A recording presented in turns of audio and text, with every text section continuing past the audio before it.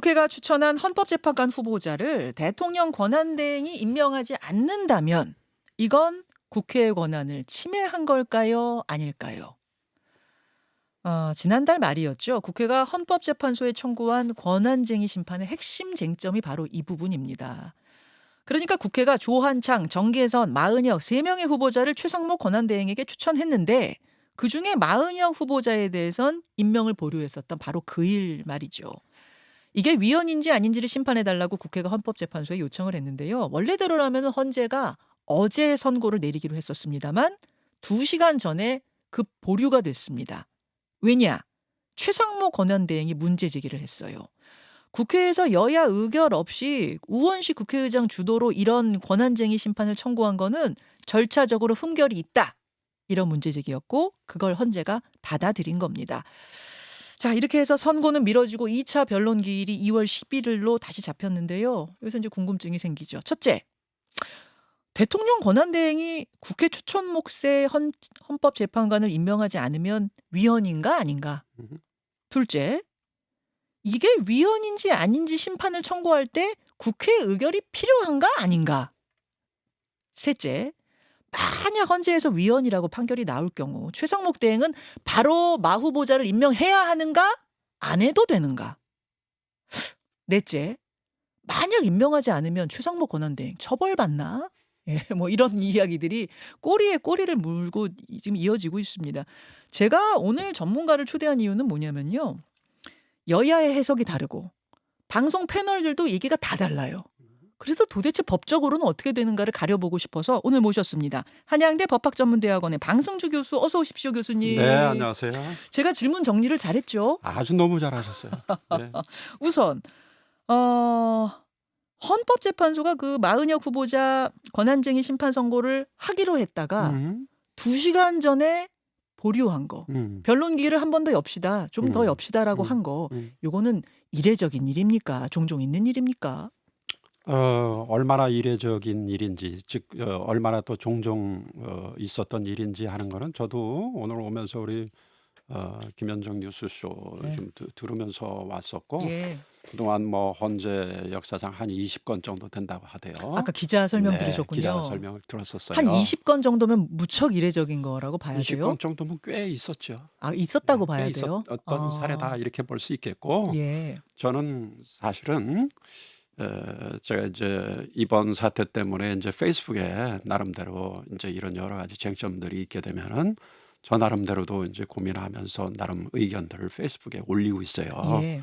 또 저 말고도 저 동료 교수들도 그런 분들이 몇몇 계시고 지난 주말에 갑작스럽게 헌재에서 저랑 같이 근무하던 동료 교수가 이인호 교수인데 중앙대 네. 이 쟁점을 올린 것을 보고서 사실은 깜짝 놀랐어요. 왜? 그러냐면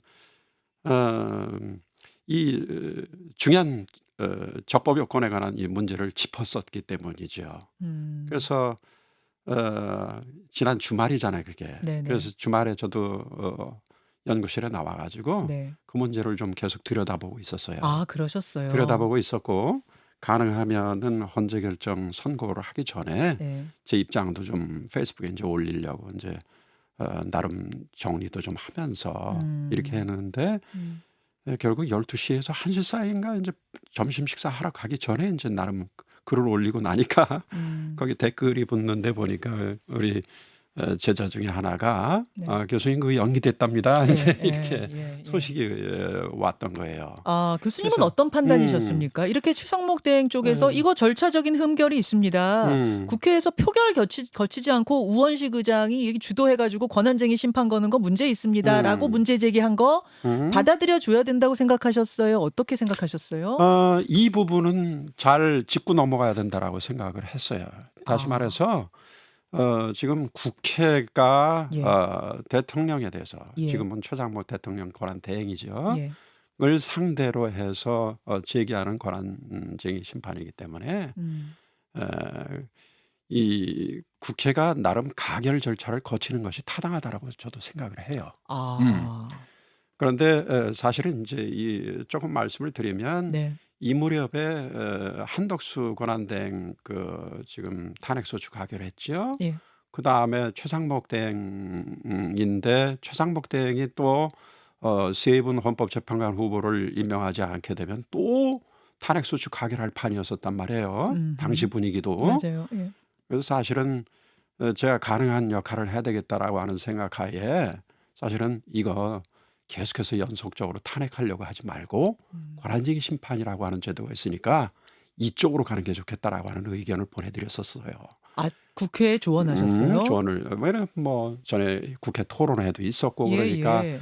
저랑 이렇게 안면을 나눈 그 국회의원님들께도 제가 다 의견을 보내드리면서 제일 중요한 국회의장님과 또 이쪽 뭐 민주당이라든가 원내대표님들 네. 이런 분들께도 의견을 드렸었던 것이죠. 이거 국회에서 그렇게 정하지 말고 음. 권한쟁의 심판해가지고 그렇죠. 권한을 따지는 게 좋습니다. 이런 조언을 그렇죠. 하셨군요. 무조건 탄핵 가결하려고만 하지 말고 무조건 탄핵하지 말라. 권한 왜 그러냐면 국무 회의 나중에 의결 정족수도 차지 못하게 되는 그런 경우가 되게 되면은 정부 기능 마비, 헌재 마비, 국가는 그냥 마비가 되는 거예요. 그 걱정하셔서. 예, 그렇기 때문에 이제 그렇게 해서는 안 되고 그냥 권한쟁의 심판이라고 하는 것이 있으니까 그거로 가는 게 좋겠다 이렇게 이제 의견을 드리면서 네. 저는 당연히 국회의원들의 의견을 거쳐서 말하자면 의결을 거쳐서 국회가 정식으로 대통령에 대해서 권한쟁의 심판을 청구할 것으로 전제하고서 그렇게 이제 의견을 드렸던 거예요. 아까 우원식 의장한테도 의견 내셨어요? 당연히 예, 그렇게 이제 했었고 근데 뭐 국회의장님께서 뭐 제 의견을 참고하셨는지 안 하셨는지 제가 말씀을 안 드렸어도 당연히 거기서도 율사도 많고 그러니까 그렇게 하시려고 하셨을 거예요. 그런데 이제 다행히 그러고 나서 한 2, 3일 만에 이제 결국은 이제 권한쟁의 심판을 청구를 하셨는데 예. 국회의장께서 간단하게 바로 하셨더라고. 예, 주도해서. 예. 여야 의결 절차는 예. 없었어요. 그래서 이제 이 문제가 과연 어떻게 되는 거냐라고 하는 것에 대해서는 뭐 이미 접수가 됐었고 헌재가 또 변론까지 전개를 했었기 때문에 특별히 문제를 삼지 않는가 보다 속으로 생각을 하고 있었고 그랬는데 지난 주말에 아닌 게 아니라 이제 이 문제가 대두됐고 국힘당이나 또 최상목 권한대행 측에서 이 문제를 변론 재개를 요청을 하면서 의견서를 지난 2월 1일 날 제출한 것 아닙니까? 예. 그러면은 헌법재판소로서는 이거 새로운 의견서가 접수가 된 거예요. 헌법재판소로는 이거를 검토할 수 있는 시간적 여유를 당연히 가져야지요. 아, 그렇게 보시는군요. 그렇다면은 사실은 기일 지정하는 것은 12월 3일 날 하기로 이제 이미 했었지만 이러한 새로운 쟁점이 떠올라서 의견서가 들어왔던 것은 12월 1일 정도고 그 뭐 다 연휴 끝나고 나서 첫날인데 헌법재판관들께서 평일을 열어서 결국 그 결론은 연기하는 것이 좋겠다. 이런 결론을 내린 것이죠. 그러면 여야 의결이 없었기 때문에 이거는 절차적 흠결이 심각하다, 각하돼야 된다 이렇게 보신다는 건가요? 그렇지는 않아요. 그건 또 저로서는. 아니에요? 예, 왜 그러냐면 하나씩 두들기면서 가자 이거예요. 아하. 이런 문제가 이제 제일 중요한 잠시만요. 쟁점. 거기서 이제 국회의장 쪽에서는 이렇게 얘기합니다. 이걸 권한쟁의 심판 걸 때 여야가 의결해야 된다. 국회에서 의결해야 된다라는 조항은 없다. 그래서 이제 내가 좀 빠르게 주도해서 그래요. 이것을 권한쟁의 심판에 넣었다. 뭐 이런 취지로 아마 말씀하시는. 의장님은 충분히 그러실 수 있었을 거고 그다음에 의장님이시니까는 당연히 국회를 대표하는 지위가 되죠. 예. 그러니까 그 대표자가 자기 단체에 대한 대리를 어느 정도까지 수행할 수 있는가라고 하는 것이 일반 법리적으로도 또 한번 짚고 넘어가 볼 수 있는 문제이기도 해요. 그래서 사실은 어제도 제가 글 올리기 전에 우리 그 민법학자 동료들하고 좀 얘기도 나눠봤었어요. 소위 이건 단체의 대표가 그 단체 구성원들의 의사와 상관없이 어디까지 권한쟁의 할 수 있냐. 말하자면 대표권 내지는 대리를 할 수 있는 것이냐. 이건 순수히 민법적으로 봤을 때. 그리고 또 민사소송법적으로도 소위 제3자 소송 담당이라고 하는 그러한 이 법리가 또 있어요. 우리 헌재에도 이미 벌써 쟁점이 여러 번 됐었었고 초기에는 그 제3자 소송 담당이라고 하는 것에 대해서는 일부 재판관들이 주장을 하면서 그 제3자 소송 담당 조금 설명을 좀 드리면은 지금 시간이 많지 않아서 네. 조금 압축적으로 부탁드립니다. 압축적으로 말씀을 예. 드릴게요. 내가 다른 사람을 위해서 내 이름으로 소송을 하겠다 이런 예. 얘기인 거예요. 예. 이런 경우 그러니까 이제 전에도 국회의원이 말하자면 국회의 어떤 동의권을 침해받았다라고 예. 주장을 하면서 국회의원들이 예. 다수 의원들이 한 경우도 있고 한 127명, 150명 아. 여러 사례들이 있어요. 예. 예, 그렇게 대통령을 상대로 해서 권한쟁의 심판을 청구를 하면 예. 헌법재판소는 결론적으로 이게 제3자 소송 담당은 법률이 규정하고 있는 바도 아니고 그래서 이거를 인정할 수 없다라고 하는 것이 아직까지의 판례고 그러나 한 세 분 정도의 김희수 재판관 등 한 세 분 정도가 또 반대 의견으로 이 제3자 소송 담당은 소위 소수자의 보호를 위해서 필요한 것이다라고 하는 견해를 펼친 판례도 있기도 해요. 근데 지금 이 사안을 그대로 여기에 적용해 볼 수 있을 것인가? 또 그거는 아니에요.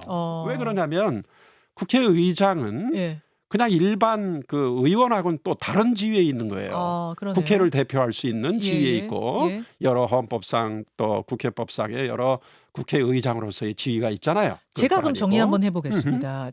제가 지금 느낀 것은 그러니까 이왕이면은 여야가 의결해가지고 권한쟁의 심판을 갔으면 더 좋았겠지만 국회의장이 신속하게 하기 위해서 주도적으로 권한쟁의 심판을 넣은 것을 문제 삼아서 아예 이 소송 자체를 이 심판 자체를 각하시킬 수는 없다. 그렇게 해석하면 될까요? 그렇죠. 네, 저의 입장은 네. 결론적으로 이제 변론 절차를 한 번 더 연기를 해서 이제 전개하면서 예. 이 부분도 이제 점검을 하겠지만 예. 제가 생각할 때는 국회의장께서는 예. 지난번에 이미 헌법재판관 후보 세 사람에 대한 인사청문 절차, 국회법상의 여러 절차를 거쳐서 결국 국회 의결을 거쳐가지고 정부에 이송했다 이거예요. 그러고 나서 얼마 되지 않아서 이제 최상목 권한대행이 여기에 따르지 않자 권한쟁의 심판을 청구를 한 거란 말이에요. 따라서 국회의 의사는 예. 당연히 권한쟁의 심판을 청구할 수 있을 것으로 암묵적으로 동의한 것으로 보셨을 것이다. 틀림없이. 알겠습니다. 알겠습니다. 그래서 이제 뭐 절차적 흠결을 들어서 각하할 정도는 아니고 대신 최상목 대행의 의견도 일리가 있으니 변론 기일을 더 잡읍시다. 그렇죠? 이런 식으로 헌재가 좀 판단한 거라고 그렇죠. 보시는 거군요. 그렇게 보는 거죠. 그러면 이제 이 절차 문제를 넘어서 본질로 좀 들어가 보겠습니다. 헌법재판관 9명 중에 3명은 국회 추천 몫이고 그 3명을 국회가 추천을 한 건데 최상목 대행이 그중에 1명 임명을 보류한 거예요. 왜냐? 여야 합의가 안 된 후보다 해가지고 이 행위가 위헌이냐 합헌이냐 최 대행의 행동 개인적으로는 어떻게 판단하십니까? 어떤 결과가 위헌이라고 봐요. 위헌이라고 보세요. 왜 그러냐면 헌법 제 111조 네. 2항과 3항에 따르면은 지금 말씀 잘 하셨듯이 국회 선출목 3사람, 그다음에 대법원장이 지명하는 3인, 그다음에 대통령이 임명하는 3인 이렇게 해서 9인으로 대통령이 최종 임명하도록 돼 있어요. 네.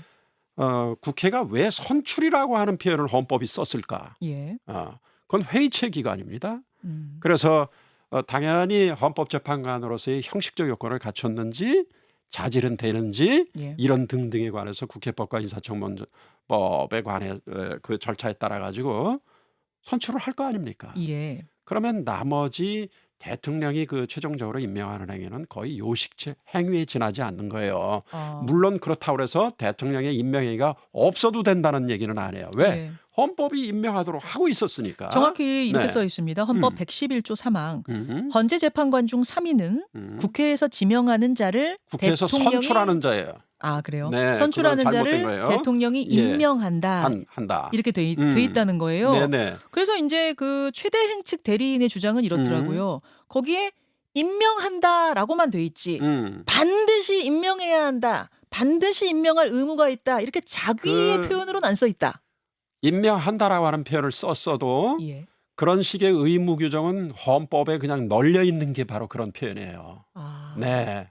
그렇게 임명한다 그랬으니까 해야죠. 임명한다 그랬는데 왜 안 합니까?